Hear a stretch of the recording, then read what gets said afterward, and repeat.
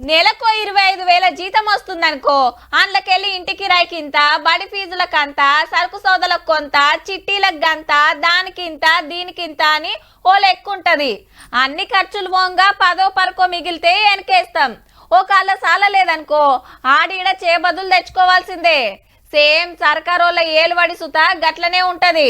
కాకుంటే ఎంత వస్తుంది ఎంత పోతుంది అనేది ఎవ్వలకు చెప్పరబ్బా, సీక్రెట్ గా ఉంచేది. అదంతా అప్పుడు, ఇప్పుడు కుల్లం కుల్లా చెప్తుండ్రు. మన గవర్నమెంట్ కు నెలకు ఎంత ఆదాయం వస్తుందో ఎరికేనా?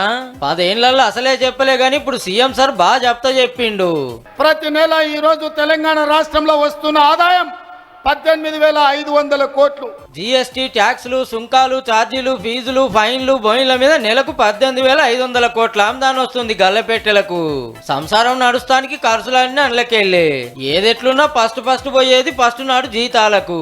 6,500 కోట్లు దాదాపుగా ప్రభుత్వ ఉద్యోగులకు జీతాలు పెన్షన్ల కింద పోతున్నాయి. అటెనక పాత బాకీల కిస్తీలకు మిత్తీలకు.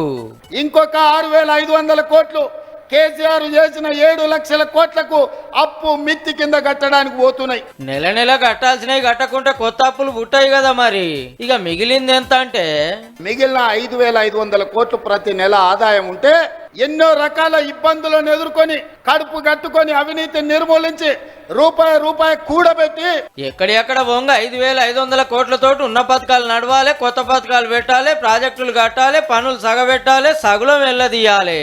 సాలిసాలని సంసారం అయ్యే వరకు ఇల్లు సుత అప్పులు మంచిగానే గుంజుకొస్తాండ్రు. కొలువుకెక్కిన ఏడాదికే 70,000 కోట్లు దాటింది. మరి ఏ ముచ్చటెట్లున్నా వస్తున్న ఆమ్దాని పెట్టిన ఖర్చుల లెక్క చెప్పుడైతే మంచిగా ఉంది. ఎందుకంటే ఆ పైకమంతా పబ్లిక్ కట్టిన పన్నులే కదా. మరి